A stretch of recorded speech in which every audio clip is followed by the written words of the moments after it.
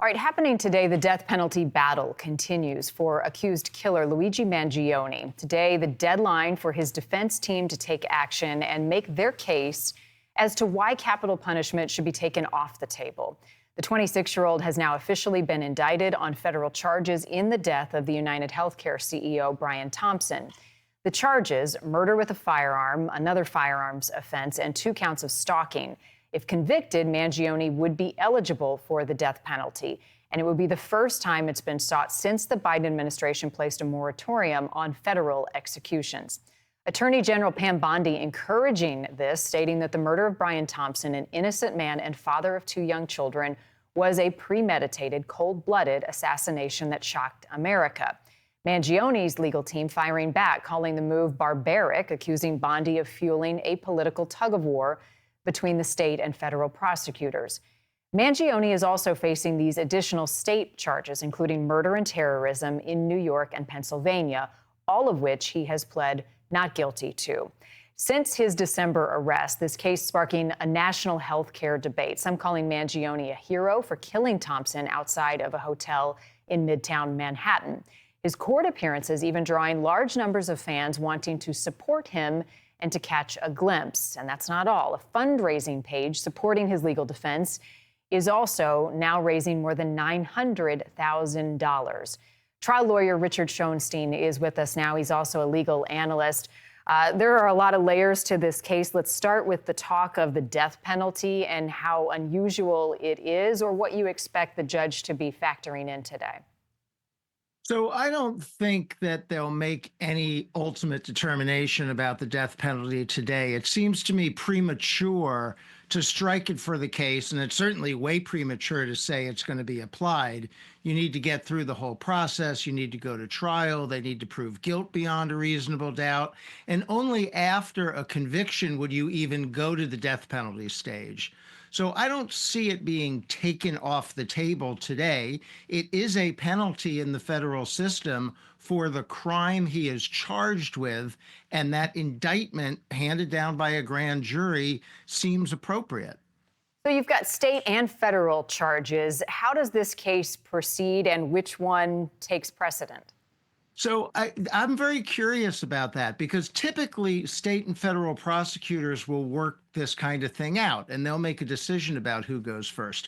But my question here is, when you have the federal prosecutors on one hand and New York state prosecutors on the other hand, I don't even know if they're on speaking terms, let alone if they're capable of working anything out. It may just be that both of these cases proceed in their courts, one in state court and one in federal court, and whichever one gets to trial first gets to trial first. So if you're his defense team, how are you proceeding through this? He has pled guilty to the charges so far. How do you expect them to back up their legal arguments?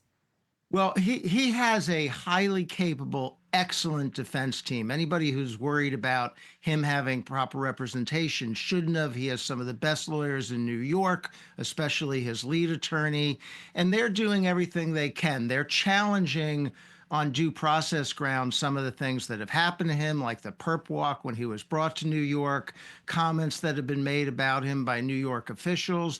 And they're challenging this death penalty assertion as being political, as being out of the norms, as being inappropriate. I think his lawyers are playing this correctly. Whether or not any of it works remains to be seen. All right. I may have said he pled guilty. He pled not guilty. That was, Right. I misspoke there. Finally, the attention that this case has gotten and the money that has gone towards his legal defense from people in the public who support whatever the frustration with the healthcare industry, or for whatever reason they're donating to his legal fund. How does that influence this case in the court of public opinion and inside the courtroom? So the court of the public opinion, it's nothing really new. Remember, Bonnie and Clyde had supporters, Dillinger had supporters, Al Capone had supporters, but what none of those people had was the internet.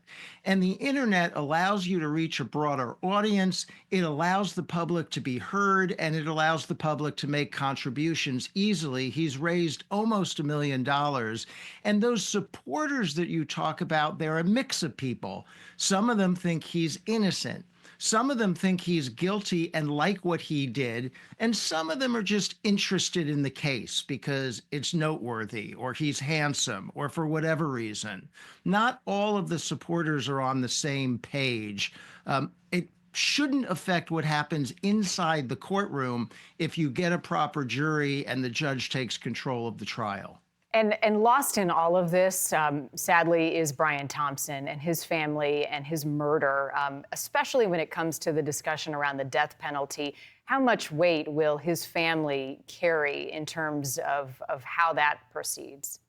Well, I assume we'll hear about them at trial. You know, this is a man, whatever you want to say about his job, he was CEO of a healthcare giant. And I know that insurance and healthcare is under debate in this country, and rightfully so. But this was an unarmed man who was shot in the back and murdered at 6 o'clock in the morning outside a hotel. That is a brutal attack, and that the circumstances of that and the effect of his family will not be lost on the jury. And should not throughout this case. Richard Schoenstein, thank you for your time this morning. Appreciate it. Good to see you.